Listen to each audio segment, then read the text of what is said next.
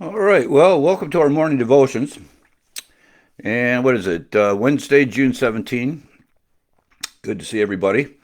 And just before I forget, we're heading north for a few weeks, about 3 weeks. And I'm not sure about how I'm going to do the devotions right now. All right. We're going to see if we can keep it going. But between travel time and everything, we might have a little gap here, but we'll see what we can do to keep things going. I don't want to get too far behind. I want to just mention that. And we're traveling tomorrow. I'm not sure exactly when we're going to leave. So whether we do this tomorrow, I'm not sure. So we're in Ezra chapter 2. And let me just, Ezra chapter 2, it's episode 363. And I entitled this Take an Inventory of Those Who Returned.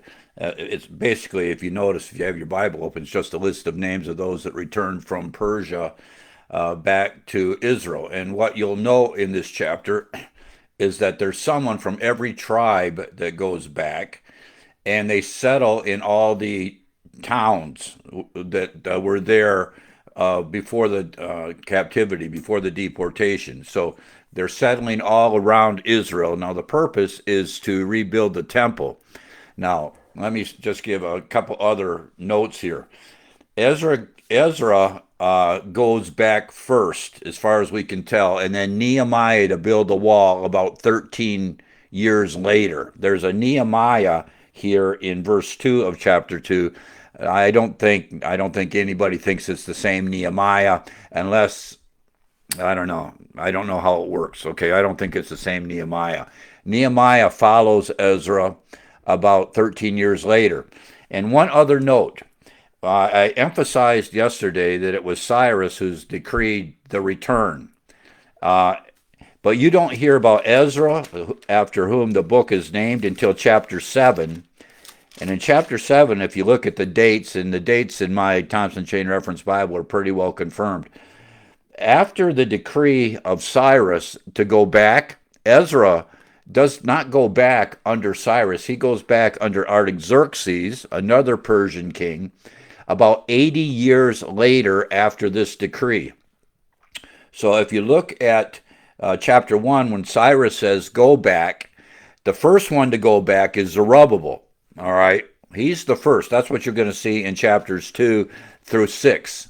Zerubbabel basically is leading the actual construction of the temple, and has to put up with all the problems of building the temple in that desolate area. And then you have Ezra in chapter 7 coming back as the second Moses to establish the law and everything along those lines. So there is about, from chapter 1 to chapter 7, there is an 80-year distance. Okay, 80 years has passed before Ezra gets there, and that Nehemiah follows Ezra by about 13 years. All right, that is the key.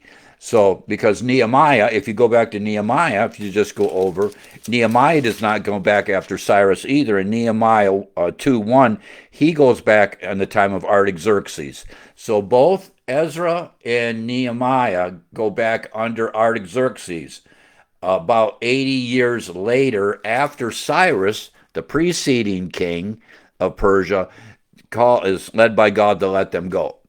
All right, so Cyrus is the one that starts it, but Ezra and Nehemiah go back under Artaxerxes about 80 years later. In the meantime, Zerubbabel is the one that's actually rebuilding the temple. Okay, I wanted to get that clear. If that's probably as clear as mud, but there's a time span here, is what I'm saying. Ezra and Nehemiah do not go back under the reign of Cyrus. That's the key. All right, they go back after the reign of Artaxerxes 80 years later. Who goes back under the reign of Cyrus is Zerubbabel to rebuild the temple. Okay, so let's pick up on verse 2. And I'm not going to read all of these names, but I'm going to read a few at the beginning and some at the end to make some observations, and that will be it. So we got Ezra chapter 2, beginning in verse 1. It said, "Now these are the children of the province that went up out of the captivity." It says province here because Judah is not a nation anymore. It is a province of Persia. All right. That's why it says this. Now these are the children that went of the province that went out of the captivity of those that were which had been carried away, whom Nebuchadnezzar, the king of Babylon, had carried away into Babylon, and came again into Jerusalem and Judah, every one unto his city. That is, it's not just Judah. I mean, what we're going to see is when it says everyone went back to his city, everybody would try to find his home wherever it was. All right. And remember, altogether, there's under 50,000 that go. It's not that many. Which came with Zerubbabel. And there is. His name is first because he's going to take charge of this project. Jeshua, Nehemiah, and there's Nehemiah. I had to check on that. I don't believe it's the same Nehemiah. I don't know how it could be because Nehemiah shows up under Artaxerxes. I mean, 80 years passed. It can't be the same guy. Nehemiah, Sariah, Realiah, Mordecai, Bilsha, Mitzpar, Bigvai, Rehum, Baana, the number of the men of the people of Israel. And then you have, I just wanted to reference Zerubbabel there because he's the one that's taking the charge. And then you have verses 3 through 60, and we have this list of those that are coming back. We pick up in verse 61, and this all just has to do with genealogies because everything was genealogical. I mean, you had to be a Levite, and because remember the orders that were put in place by David and Solomon, and later by Josiah. Everybody's following those instructions. It said, "And the children of the priest, the children of Habaiah, the children of Koz, the children of Barilai, which took the wife of the daughters of Barzillai, the Gileadite, and was called after their name. These sought to register among those that were reckoned by genealogy, that is, to identify with a particular family, but they were not found. They couldn't find their names on the list. Therefore were they as polluted, put out from the priesthood." Okay, because they couldn't find their name in the register. Remember when Paul warns Timothy not to get involved in endless genealogies because the Pharisees, the Judaizers back in those days, wanted to track your Jewishness, all the way back to make sure that you were a pure-blooded Jew. And Paul tells Timothy not to get involved in that because he's of course he's dealing with the Gentiles who don't care anything about this. And as far as that concerns, when it comes to the New Testament church, your Jewish lineage didn't matter anyway. That's why the Apostle Paul is saying this, because in the Old Testament, this is a big deal, your genealogy. And so here they're put out of the priesthood because they couldn't find them on the list. Aren't you glad? Aren't you glad that when they look at us in the New Testament, the Gentiles and the Jews that come to know the Lord as Savior, that there's not a list to see whether or not you're qualified to be such? That it says, "Come unto me, all ye that labor and are heavy laden, and I will give you rest." Not those that are on the list. I'm telling you, everybody that wants to deal with this Old Testament stuff, when you get under the law, it gets really sticky because it is the law. It's legal. There are rules, big time rules that have to be followed for it to be true. And at the end of Ezra, wait till we get down there. I'm not going to jump ahead. These are meant to be followed. These are the rules, the law of God, all right, from Mount Sinai.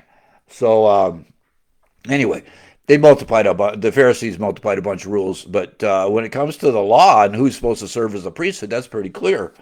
So they keep going. And it says, and the Tirshatha said unto him, that is the governor, that's what that word means, said unto him, that thou shouldst not eat the most holy things till there stood up a priest with the Urim and the Thummim. That is, you got to have a high priest that can read the mysterious stones, the Urim and the Thummim, to try to get this sorted out. And then it tells us this in verse 64. The whole congregation together was 42,303 score. So that's 42,360. That's the number that I mentioned yesterday. Beside their servants and their maids, of whom there were 7,337, which brings us to 49,697, which I said is under the 50,000. And there were among them 200 singing men and singing women. Their horses were 760, 30, and 6. Their mules 240 and 5. Their camels 430 and 5. Their asses 6,720. So now we're numbering how many animals are going back. And then in verse 68, and some of the chief of the fathers, when they came to the house of the Lord, which is in Jerusalem, that is, when they came to the demolished temple in Jerusalem, the leaders that came back, it said, offered freely for the house of God to set it up in his place. That is, they gave for the project. When they saw the disaster, they gave to the project. That's what we're seeing here. Remember I mentioned that this trip back would have been difficult because it would have cost a lot. So it's not surprising here that we have rich men that want to go back and get this established are now giving of what they have to accomplish the rebuilding of the temple.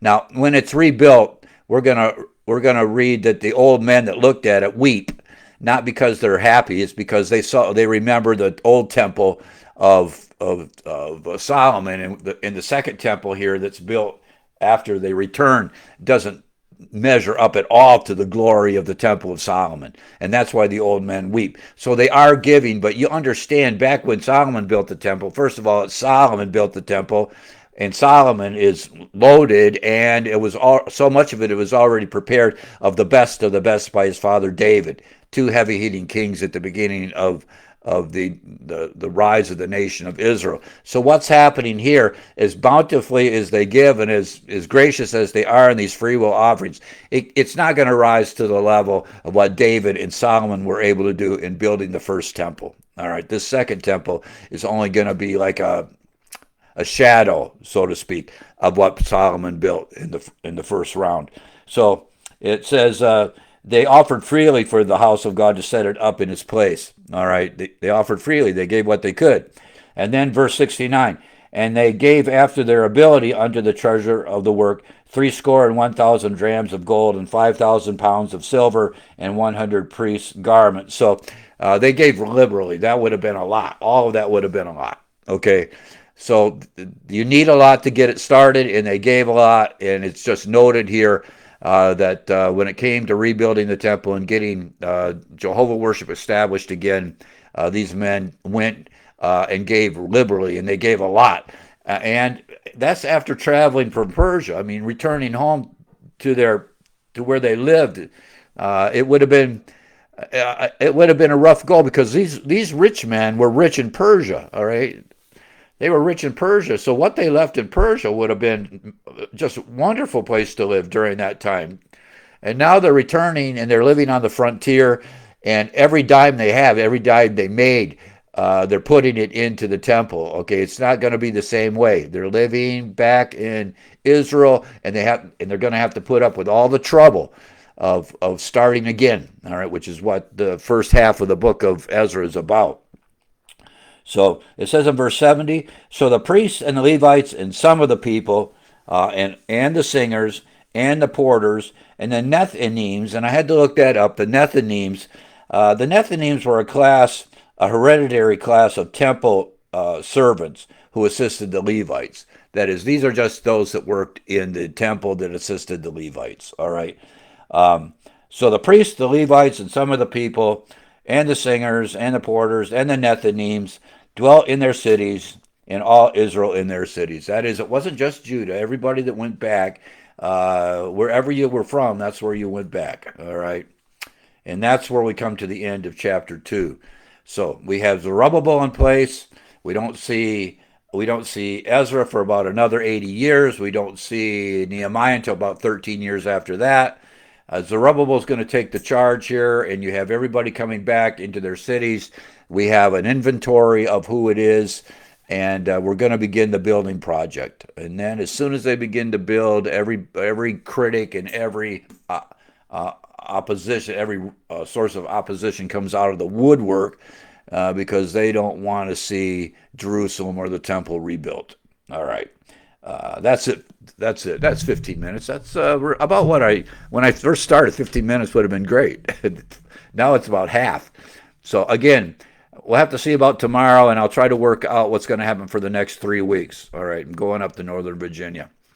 And I guess that's it. We wrapped up our canonicity class. So all 10 lectures are on standardsacredtext.com. I think all 10 lectures are on YouTube, and I'm pretty sure I posted them on X as well. So if that can be of any help to you, and if you have any questions, you can get a hold of me. As I worked through the book, I edited it. I'm going to republish the workbook based on what I learned and weak spots and strong spots of the lectures in the manual on canonicity. I'm going to republish that, and I guess that's about it. All right. Well, the Lord bless you. You have a great day. All right. And Lord willing, I'll see you tomorrow. I'm not sure. Okay. All right. We'll see you. Okay, bye.